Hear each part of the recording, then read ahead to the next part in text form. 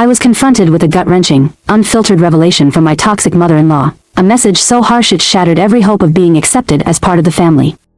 Just moments before our eagerly anticipated vacation, she coldly announced that, in her eyes, I was not family. In that instant, my husband and I made a swift, painful decision. We abandoned them at the airport and embarked on our own journey.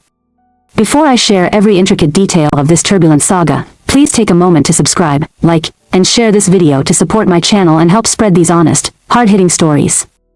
A few days ago, as we prepared to leave for our annual family vacation, a long-standing tradition in which my husband's relatives gather to choose an exciting destination and take a week off from their daily routines, we were filled with mixed emotions.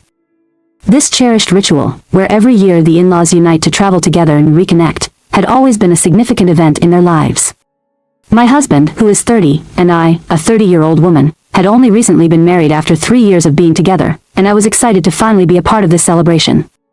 During our engagement, my husband had once asked me to join him on such a trip, but I hesitated and declined because his family had not extended a formal invitation at that time, a slight that left me feeling awkward and out of place.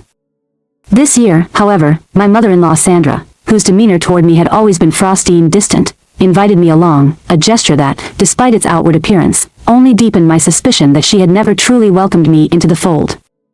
Looking back, it's evident that the shift in Sandra's behavior began when my husband chose to move out of his family home and live with me. Up until that point, her attitude had been lukewarm at best, but once we started our independent life together, her warmth evaporated and was replaced by a growing coldness and even outright meanness. It seemed as though she resented me for being the catalyst that led her son away from the family nest, a decision I had made long ago, as I have always prided myself on my independence and had been living on my own since college.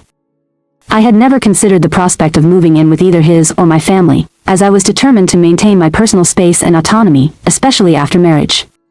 I was crystal clear with my husband from the very beginning about my desire to build a life separate from the intrusive daily presence of extended family members. While he had once toyed with the idea of living closer to his family, his own experiences of having no privacy growing up had driven him to embrace a more independent lifestyle, one that I fully supported. Yet, despite all my efforts to be cordial and to integrate, I couldn't shake the sense that Sandra held me responsible for his distancing, a silent grudge that seemed to underpin every interaction.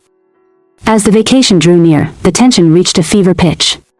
For months, I had played an active role in planning the trip, under the assumption that, as in previous years, the expenses would be graciously covered by his well-off parents. I never hesitated to contribute to the family spirit, but I also never expected to foot the bill when tradition dictated otherwise. Then,